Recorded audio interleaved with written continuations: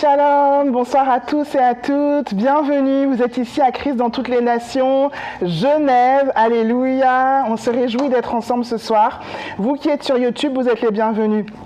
Et vous qui êtes en présentiel également, tout d'abord on va rendre grâce à notre Père, notre Dieu et Père de notre Seigneur Jésus-Christ qui nous a réunis ce soir encore une fois, que ce soit sur YouTube ou en présentiel, c'est lui qui nous réunit à jamais et nous lui rendons toute la gloire. Alléluia. Amen. Nous saluons bien chaleureusement notre apôtre, l'apôtre Alain Léa, notre leader, les leaders de Christ dans toutes les nations. Nous te saluons apôtre, nous sommes avec toi dans la prière, en esprit et nous nous réjouissons pour tout ce qui se passe là-bas au Pakistan. C'est une joie pour nous et une fierté de te savoir là-bas. Alléluia, gloire à Dieu. Et nous saluons également le pasteur Marc qui est au Cameroun, gloire à Dieu. Nous te saluons bien chaleureusement, nous nous réjouissons des retrouvailles avec pasteur Christy, prophète Yvon que nous saluons. Également, nous sommes vraiment très contents de savoir que vous êtes ensemble et que ensemble vous marchez, œuvrez, parler, annoncer, pratiquer la bonne nouvelle de Jésus-Christ et c'est vraiment une joie de le savoir. Donc, Cari Shalom à vous, Cari Shalom également à Pasteur Rosie, ici présente, Cari Shalom ancienne Christelle, Diaconesse Anne-Marie et tous ceux qui sont ici présents, gloire à Dieu, alléluia, et Cari Shalom à vous qui êtes peut-être à la maison ou peu importe l'endroit où vous êtes les bienvenus, gloire à Dieu. Amen. Alors nous allons prier ensemble et nous adresser à notre Père. C'est une grâce énorme de pouvoir le faire depuis là où nous sommes, puisque nous sommes son temple et qu'il est en nous, avec nous. Nous rendons grâce à notre Père. Père éternel, merci. Alléluia, gloire à toi. Nous te rendons toute la gloire et nous te disons merci, merci, merci. Merci pour la vie qui coule en chacun et en chacune de nous. Merci pour le souffle, notre respiration. Merci, Père, pour nos organes vitaux. Merci, Père, parce que nous pouvons, alléluia, d'une manière ou d'une autre, entendre, recevoir l'Évangile ce soir encore. Père, merci parce que tu es présent en chacun et en chacune. Merci parce que tes énergies, tes puissances circulent en chacun et en chacune. Et je le déclare de façon libre ce soir. Alléluia, c'est ton atmosphère, c'est ton règne, c'est ta justice, c'est ta joie, c'est ta paix, c'est ton amour, c'est ta présence.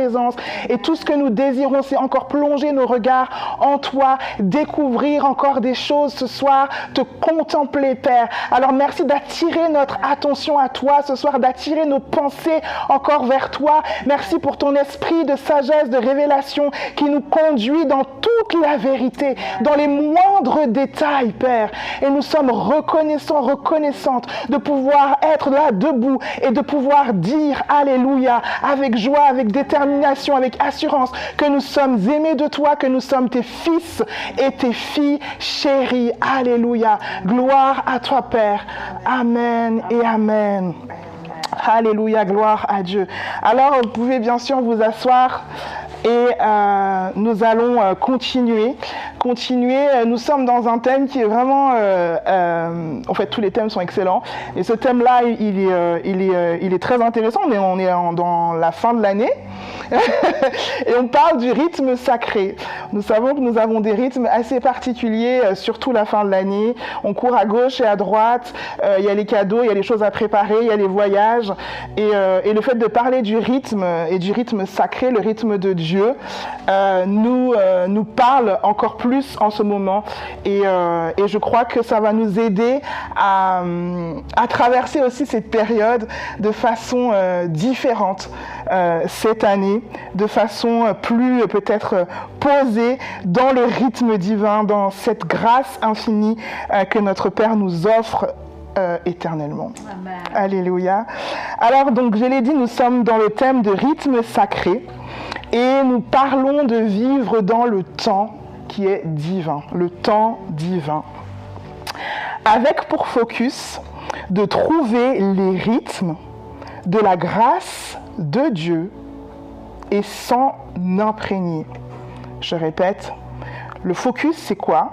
C'est que nous puissions trouver les rythmes de la grâce de Dieu et de pouvoir s'en imprégner. Donc ce mois, nous cherchons à nous aligner au rythme de Dieu, au rythme de sa grâce. Et s'en imprégner, c'est se laisser profondément imbiber, baigner, envahir par ces rythmes, assimiler de façon profonde, de façon durable. On ne parle pas simplement de s'inspirer, mais de s'imprégner.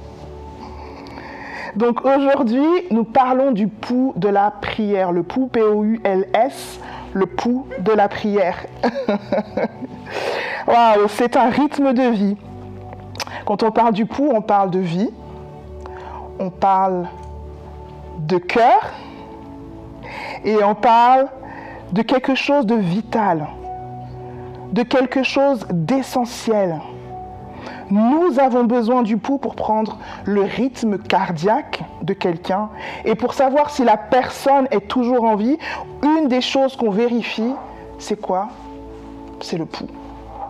Et s'il n'y a pas de pouls, il y a clairement un problème. Alors associer le pouls à la prière, cela veut dire quelque chose de très fort. C'est que lorsque la prière est notre pouls, ça veut dire que la prière est quelque chose de vital, d'essentiel, crucial, de nécessaire, d'indispensable. Nous avons besoin de prière. Notre verset de référence se trouve dans Psaume 55 au verset 17, dans la version en tout cas qui est donnée dans le dévotionnel de Commence tes journées avec Jésus, écrit par l'apôtre Alain Léa. Dans cette version, c'est la version King James, la nouvelle version de King James, c'est le verset 17. Mais si vous regardez dans vos Bibles, peut-être Louis II ou autre, en français, ça sera plutôt le verset 18, au cas où.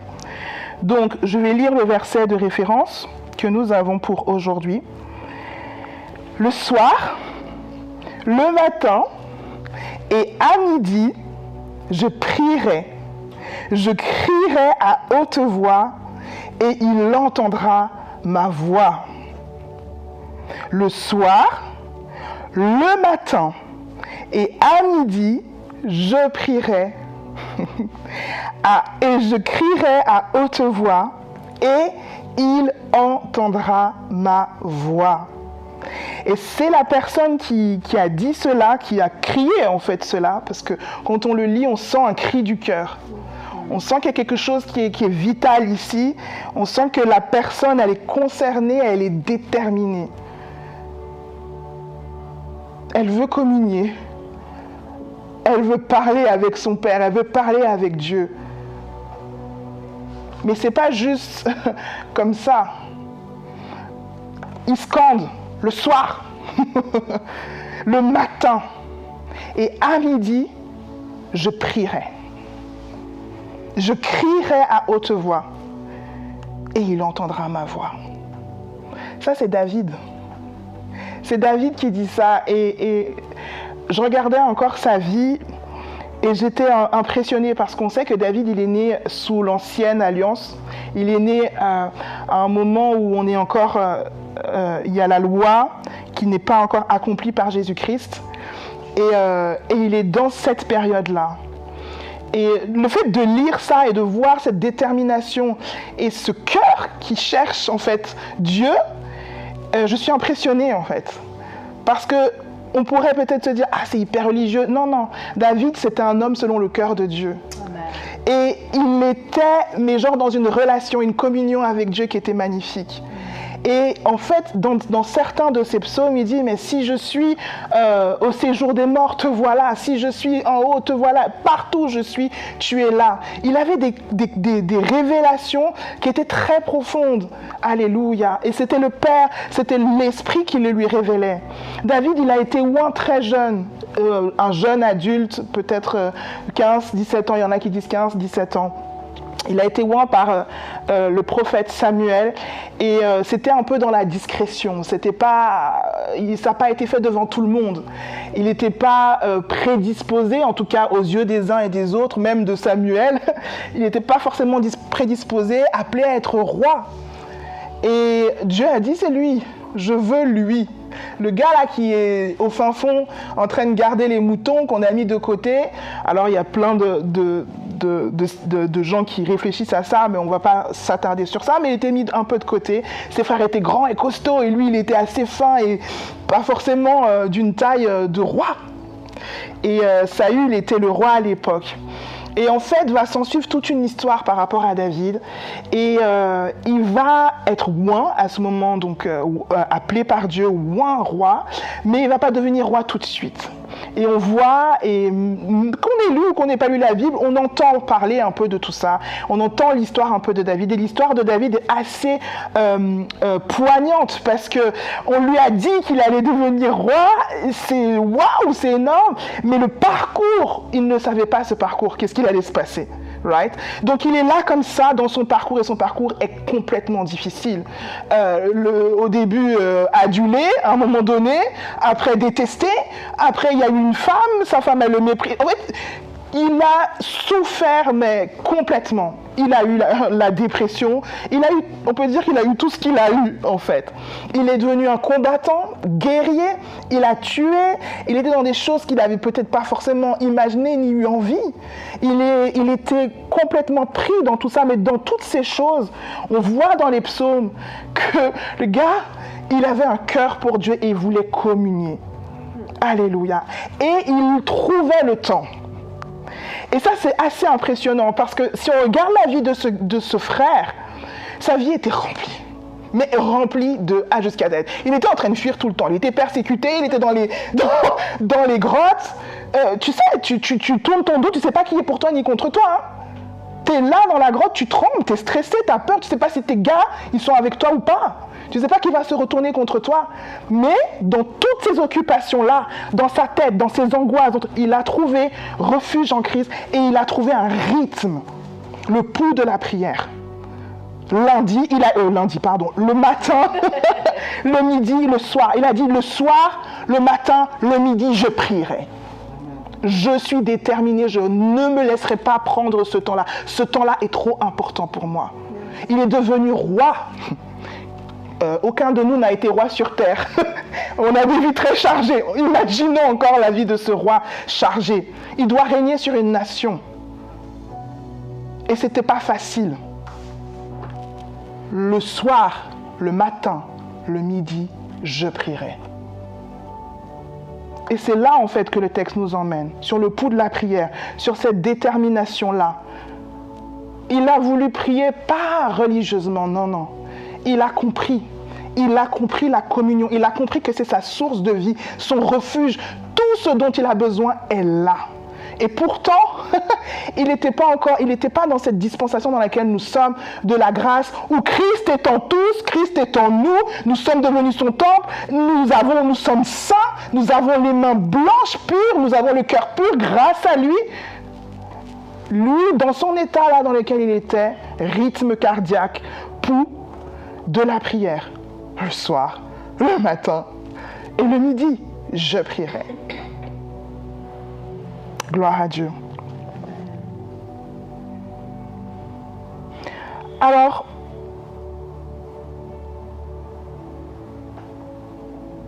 priez sans cesse. Ça, c'est ce que l'apôtre Paul nous dit. Parce qu'on peut se dire, ah oui, David, oui, mais c'était l'Ancien Testament. Aujourd'hui, nous sommes libres. On n'a pas besoin de prier quand même. On peut pas... C'est quand même un peu extrême, c'est quand même un peu radical, c'est un peu too much. Et puis, il y a un côté séparation. Quand il dit, je crierai, il entendra ma voix et répondra et tout. Oui. Mais il y a aussi cette référence-là dans la Nouvelle Alliance. Dans un l'apôtre Paul, celui à qui Dieu a donné la grâce et le privilège, la responsabilité d'annoncer la bonne nouvelle à tous, d'ouvrir les yeux des aveugles, nous dit, priez sans cesse. Priez sans cesse. 1 Thessaloniciens 5, verset 16 d'abord, il dit « Soyez toujours joyeux ». Et ensuite, il dit au verset 17 « Priez sans cesse ».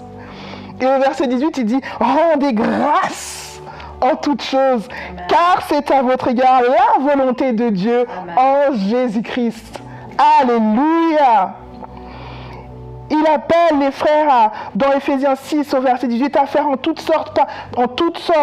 temps par l'Esprit, toutes sortes de prières et de supplications. Et on parle de l'apôtre Paul, peut-être que certains vont se dire, oui, mais c'est l'apôtre Paul, vous savez quand même, il était quand même spécial et tout. Bon, alors on va parler de Jésus-Christ. Jésus-Christ, alléluia, lui qui était fils de l'homme, fils de Dieu, sur terre avec l'humanité. Dieu était en Christ réconciliant le monde avec lui-même. Il parle, en tout cas on le voit dans l'exemple qu'il donne, et on le dit souvent, Jésus-Christ n'est pas seulement un modèle entre guillemets à suivre, c'est ce qui nous sommes. C'est ce que nous voyons, c'est qui nous sommes, c'est ce que nous pouvons vivre. Et dedans, il dit dans Luc chapitre 5 au verset 16, il dit « Et lui, il se retirait dans les déserts et priait. » On voit une régularité. On voit que, en fait, c'était pas négociable. La petite phrase là, on comprend tout de suite. Pas négociable. Il se retirait, il allait prier. La communion, la prière n'est pas négociable. Maintenant, on va définir un peu la prière pour rassurer un peu tout le monde. C'est pas... l'apôtre écrit, la prière est créer un rythme sacré dans nos journées, comme les battements du cœur qui donnent le pouls à la vie. La prière régulière donne un rythme spirituel. Le modèle de David suggère des moments intentionnels de connexion avec Dieu. Alléluia. Donc la prière, c'est un acte de communication spirituelle. La prière, c'est une participation dans les conversations du Fils avec son Père dans la communion du Saint-Esprit.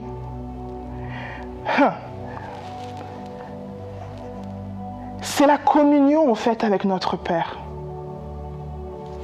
À partir du Fils, dans l'Esprit.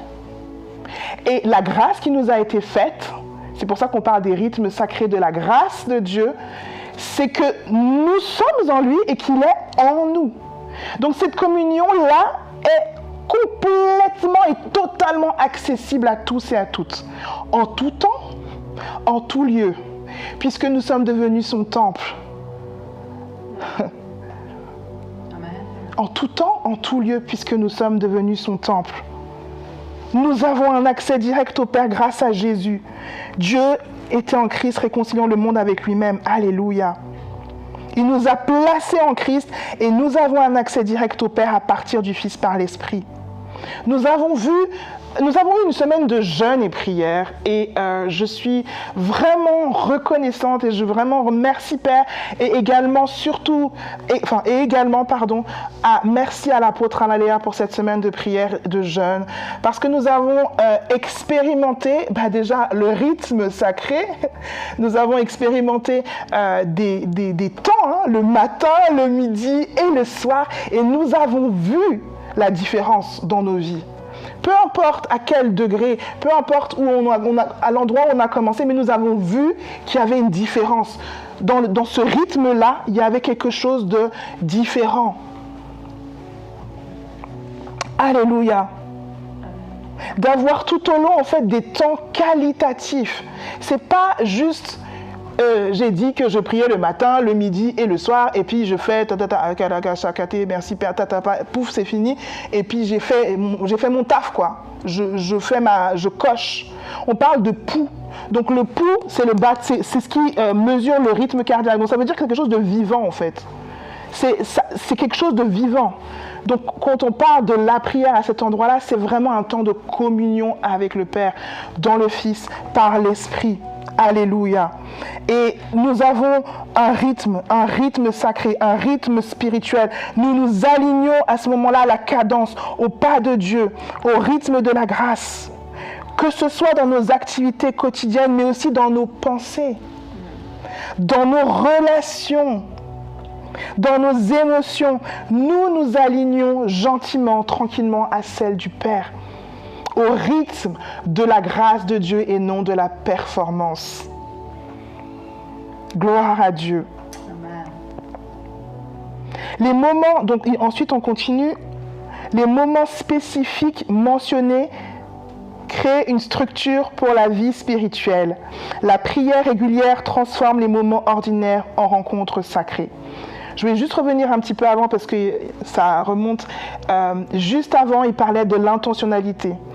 David suggère des moments intentionnels de connexion avec Dieu. Et l'intentionnalité, on en a parlé plusieurs fois ici et on en continuera à en parler. C'est quelque chose de primordial et de crucial parce que, en fait, à partir du moment où on est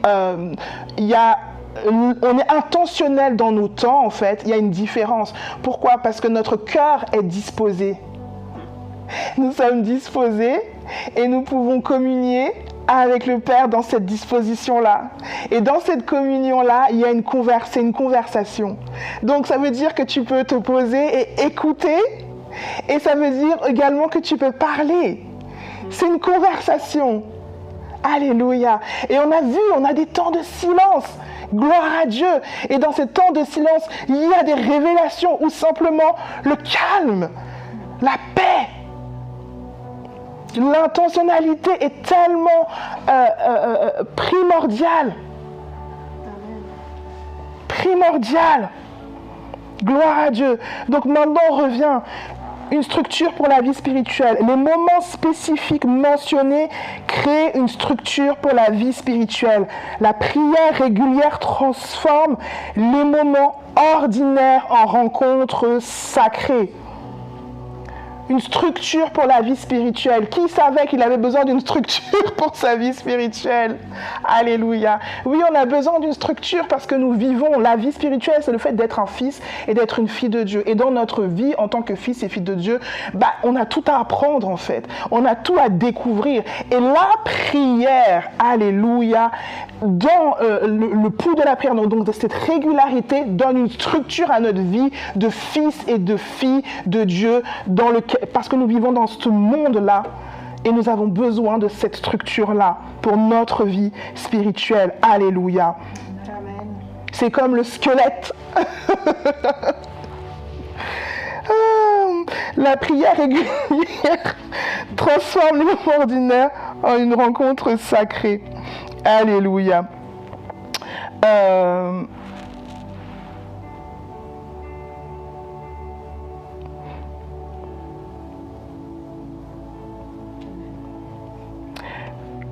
Communier de façon régulière avec Dieu nous met dans une disposition particulière. Parce que quand on est avec une amie, un ami, quelqu'un qui est proche de nous, en fait, plus on va le côtoyer, plus on va la côtoyer, plus on va avoir une disposition, un enclin dans notre conversation, en fait. Parce qu'au départ, on commence tout doucement, on ne se connaît pas trop, tout ça. Mais après, au fur et à mesure, on a le cœur qui s'ouvre, on aime ces discussions et ça nous dispose en fait. Et ça veut dire que cet ami, ce frère ou cette personne proche, il nous appelle, on est déjà prêt à discuter avec. C'est pas on est en train de bugger parce que on sait pas trop ce qu'on est en train de se dire. Non, il y a une disposition déjà. Tu es content, tu vois son appel là, tu dis tu décroches et tu dis tout parler. Et après tu prends une pause parce que tu écoutes ce qu'elle ou qu'il a à te dire. Tu te disposes en fait, tu es dans une pensée qui est nourrie par ce lien. Alléluia. Gloire à Dieu. Et Jésus leur adressa une parole dans Luc 1, 18, verset 1, leur adressa une parole pour montrer qu'il faut toujours prier et ne point se relâcher. Cela nous permet de rester conscients de notre véritable nature en fait. Éveiller à ce qui se passe et marcher dans la paix et dans la confiance. Alléluia. Des moments ordinaires en rencontre sacrée. Alors, pour cette partie-là, j'espère que voilà. Moments ordinaires en rencontre sacrée. j'ai vu dans la Bible, il y a plein d'exemples, mais cet exemple-là est venu, c'est notre bien-aimé frère Corneille. Corneille et Pierre, on a quand même beaucoup parlé d'eux, et on voit que dans le... j'avais pas mis la référence, mais c'est pas grave, donc c'est Actes, il me semble, Acte 16, alors si vous vérifiez bien. Donc dans Actes, au verset 2 du chapitre je ne sais pas. Je vais chercher. En gros, je vais quand même raconter l'histoire de Corneille. En fait, c'est écrit que Corneille, il priait il priait Dieu continuellement. Il était dans cette communion avec Dieu continuellement. Et on voit qu'il y a des heures qui sont même données. Il dit vers la 9e heure du jour, il vit clairement dans une vision un ange de Dieu qui entra chez lui et qui lui dit « Corneille !» Et Corneille, il a été surpris, les yeux fixés sur lui et saisi d'effroi, il répondit « Mais qu'est-ce que Seigneur ?» Et l'ange lui dit « Tes prières et tes aumônes sont montées vers Dieu, il s'en est souvenu. » Et puis il continue. Et puis de l'autre côté, on a le frère, l'apôtre Pierre. Et il est là, au verset 9, et il dit, c'est écrit, « Pierre monta sur le toit vers la 6e heure pour prier. » Donc on voit que les frères là qui sont là, ils ont le pouls de la prière, la prière constante, continue. Ils sont là et ils sont dans ce rythme-là, ils sont dans cette vie-là, ils sont au rythme de Dieu. Et ce qui est excellent, c'est qu'ils ne sont pas au même endroit, les frères. Acte 10, merci beaucoup. Acte 10, à vous tous qui suivez, merci pour votre patience. Et donc ces frères-là, on voit que pas au même endroit, ils sont dans le rythme de Dieu. Ils sont en train de prier, communier, et ils reçoivent quelque chose chacun à leur endroit de Dieu. Alléluia. Et nous voyons que Corneille reçoit ses prières ont été entendues, que quelque chose va se passer. Et Pierre, lui, pendant ce temps-là, il est en train d'être enseigné par le Père par rapport au fait que le Père le prépare en fait à aller chez Corneille. Et ce qui est merveilleux, c'est que quand j'ai vu le rythme sacré, le temps divin de Dieu, parce que ces deux-là étaient dans cette prière, dans ce rythme de prière, dans ce pouls de la prière, dans ce rythme cardiaque de vie, en fait, vie spirituelle, cette prière régulière. En fait, ils ont pu connecter à un moment donné, dans le temps de Dieu. Ils étaient tous les deux dans le temps de Dieu, en fait. Chacun à leur endroit. Right? Et en fait, à un moment donné, ils se rejoignent. Et du coup, ce que Dieu avait déjà prévu de toute éternité pour chacun d'eux, Pierre, c'était un enseignement pour lui. Écoute, tous ont reçu, c'est pour tout le monde, c'est pas seulement pour les Juifs, mon frère. Et Corneille, c'était un enseignement pour lui. Il dit, mais en fait, je peux recevoir, oui, moi aussi, je fais partie. C'était le temps de Dieu. Ils sont rentrés dans ce temps-là et ils se sont rejoints par la grâce de Dieu. Alléluia. Et ça a été grâce à Dieu parce que Dieu l'a voulu de cette façon-là, mais ils ont été aidés par le pouls de la prière. Il dit, Corneille, il priait continuellement. Il était en communion avec le Père. Il discutait à son niveau comme il pouvait, mais il était là. Et Pierre, idem, à la 9e heure. Ça veut dire, en fait, il y avait des heures, il y avait un rythme particulier. Ok, je monte, je vais communier avec le Père. Alors, à un moment, il n'avait pas compris ce que le Père il lui disait. C'était pas grave, mais il était dans une communion. Et après, il a compris. Right? Et là, on voit en fait que du coup, les moments ordinaires, ça transforme les moments ordinaires en rencontres sacrées. Des rencontres voulues. Et nous avons ces témoignages-là. Nous avons ces témoignages. Je le sais. Chacun a ces témoignages dans sa vie où il est là, il est continuellement dans la présence de Dieu, à l'intérieur de lui, dans sa communion, il discute avec le Père. Papa, mais pourquoi? Papa, mais qu'est-ce que c'est? Qu'est-ce que tu veux me dire à ce moment-là? Je me pose, j'écoute, ou je suis au travail, tout d'un coup, pouf, le Père me parle. Waouh, j'ai cette pensée-là, merci papa, et paf, rencontre. Temps prévu, rencontre. Nous avons eu ces rencontres-là, chacun et chacune. Ce soit avec nos leaders. Gloire à Dieu pour l'apôtre Alain, gloire à Dieu pour les pasteurs, gloire à Dieu pour chacun. En fait, on a eu ces rencontres-là. Mais quelque chose nous appelle, c'est l'esprit en nous, nous appelle à persévérer dans ces temps-là. C'était pas juste pour un temps, right? C'est pour maintenant et éternellement cette communion. Alléluia. Gloire à Dieu. Et c'est donc dans la prière que Pierre a eu des révélations. Là, ils étaient dans le rythme sacré, dans le temps de Dieu, ils se sont tous alignés. C'est un alignement fabuleux, merveilleux. Alléluia. Je me souviens, par rapport on est toujours dans le pouls de la prière, le rythme sacré, vivre dans le temps de Dieu. Je me souviens à un moment en particulier, je parle de ça parce que je sais que le temps est précieux. Alléluia. C'est quelque chose qui est précieux et qu'on a des fois, parfois, du mal à donner. Alléluia. Et en fait, à cette époque-là, je le suis beaucoup moins, mais à cette époque-là, j'étais extrêmement occupée et j'étais sollicitée à gauche, à droite, j'avais trop de trucs. Mon cerveau, là, mais ça n'allait pas du tout. Et les gens autour de moi, dans le même mouvement, il y avait vraiment, c'était compliqué, il y avait des dépressions, les gars, ils arrêtaient, enfin, c'était chaud. Et à un moment donné, j'ai dit, non, mais ça va pas être possible. J'ai dû, en fait, là, je parle avec le vocabulaire de l'époque, mais aujourd'hui, je sais, mais j'ai dû accepter de prendre du temps sur le temps que je pensais que je n'avais pas.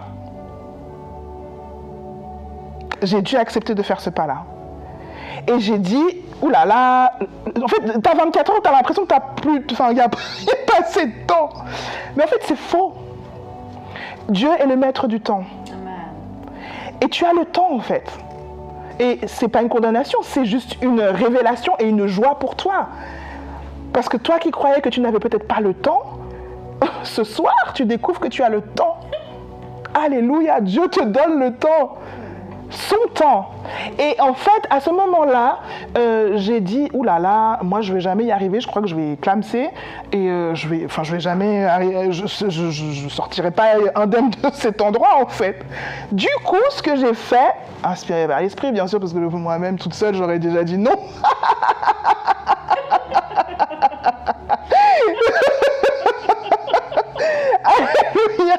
Mais en fait,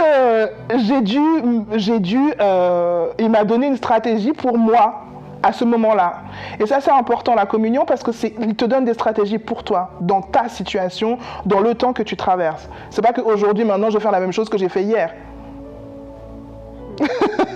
Alléluia. Et donc, ce temps-là, c'était de me lever plus tôt.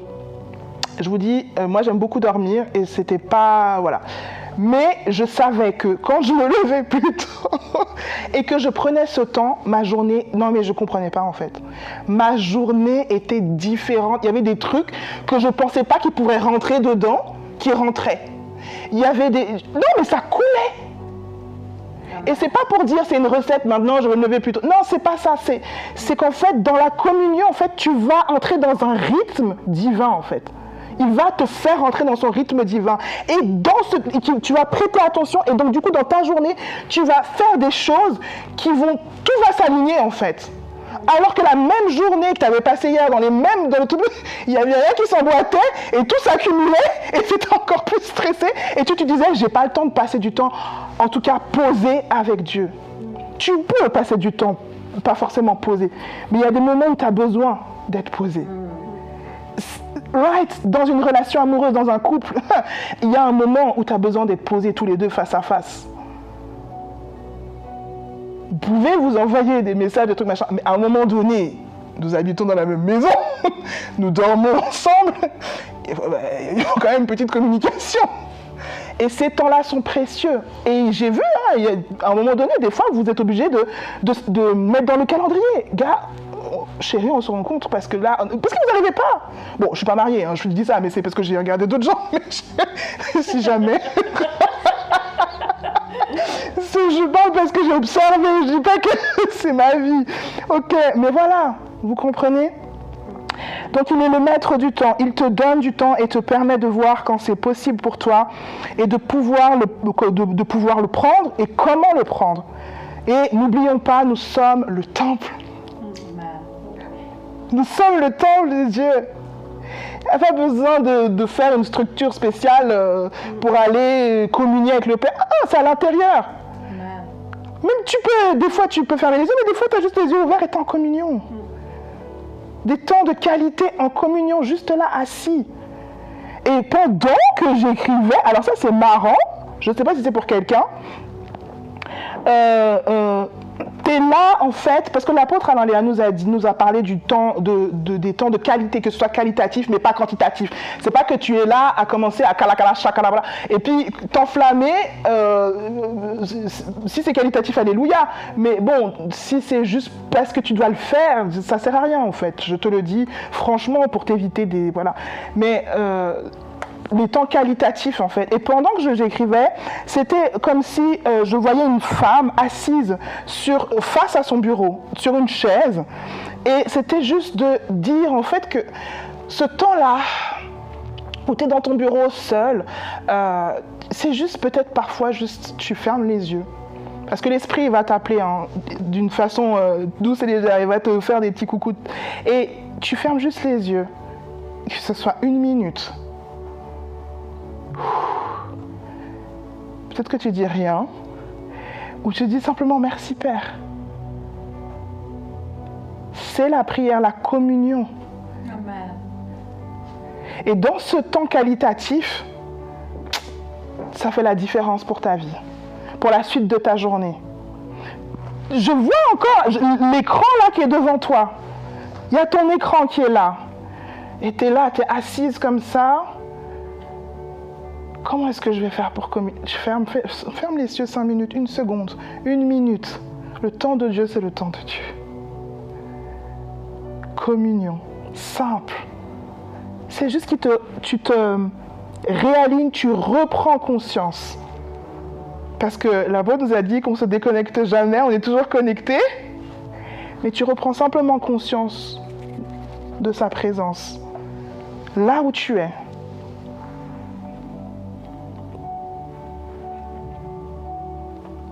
Plonger ton regard dans le sien et continuer en fait ta journée. C'est pas figé, c'est la communion. Nous en avons besoin de façon régulière et authentique. Alors la prière, est-ce que c'est une tâche à accomplir?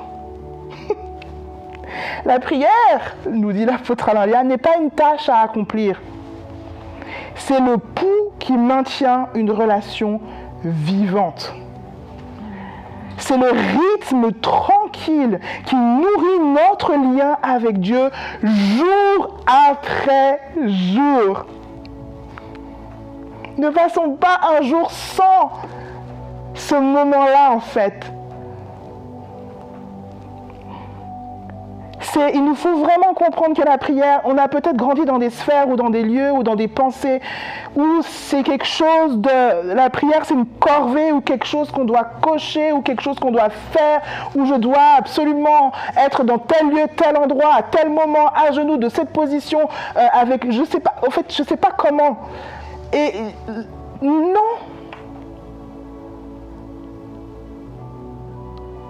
Nous sommes assis dans les lieux célestes en Christ. En Dieu. Il a dit, vous êtes mon temple. Ne savez-vous pas, l'apôtre Paul, je crois qu'il dit, mais vous ne savez pas que vous êtes le temple du Saint-Esprit? On peut trouver au moment opportun du secours auprès de lui parce qu'à l'intérieur de lui, et nous à l'intérieur, il n'est pas loin. Et il n'y a pas besoin de s'agiter pour attirer son attention. Seigneur, pitié! Non, c'est fini. Un rythme tranquille, un rythme qui nourrit notre lien avec Dieu jour après jour. Je repense à notre frère David qui avait compris tellement de choses. Son intentionnalité. Nous pouvons voir que nous avons des révélations dans ces moments-là, des déclics. C'est des trucs très simples. Hein. C'est pas que maintenant, je communie avec le Père, il faut absolument que je voie un truc, il faut absolument que j'ai une image, il faut absolument que je... Tu vas rendre compte à qui, en fait? T'es pas là pour rendre compte à qui que ce soit. C'est vrai. Je dis ça parce que je l'ai vécu, je dis pas ça pour qui que ce soit, je dis ça parce que je l'ai vécu. Tu prends ton temps, dans ta tête, tu es en train de réfléchir, qu'est-ce que je vais dire? Qu'est-ce que... C'est bizarre, je sais pas, mais ça vient comme ça, t'es là, tu veux... Mais t'as de compte à rendre à personne, en fait. On n'est même pas dans ça.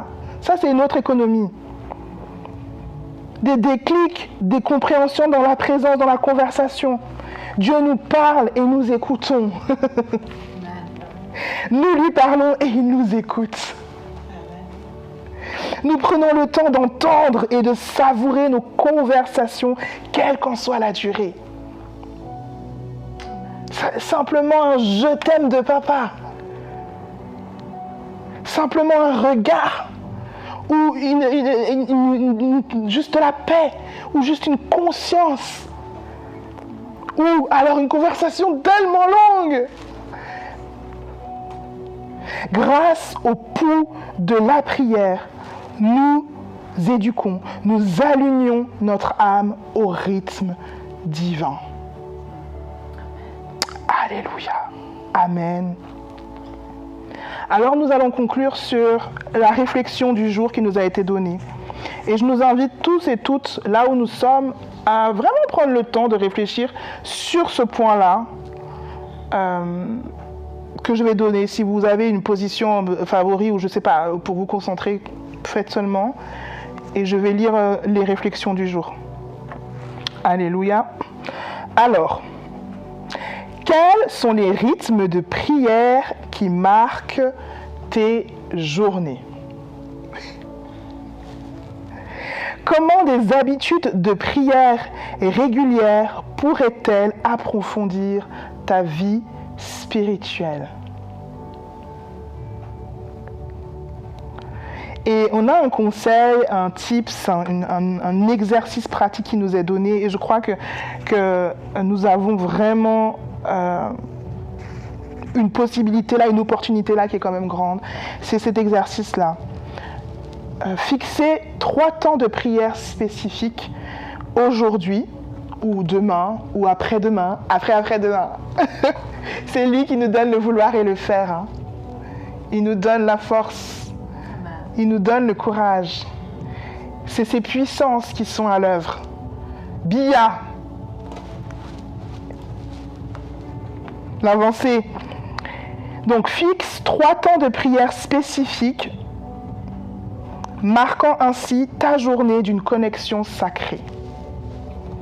Alléluia. Nous allons prier ensemble et nous allons terminer ainsi. Donc ceux qui le souhaitent et qui le peuvent, vous pouvez répéter après moi. Et si vous voulez vous mettre debout, si vous avez, ou restez dans la position qui vous convient. Esprit de prière. Alléluia. Aide-moi à établir des rythmes sains. Montre-moi comment tisser la prière tout au long de ma journée. Que la communion avec toi devienne mon pouls naturel. Amen. Alléluia, gloire, gloire, gloire à Dieu. Merci Père. Alors, nous avons terminé pour ce soir et je vais simplement réitérer quelques annonces.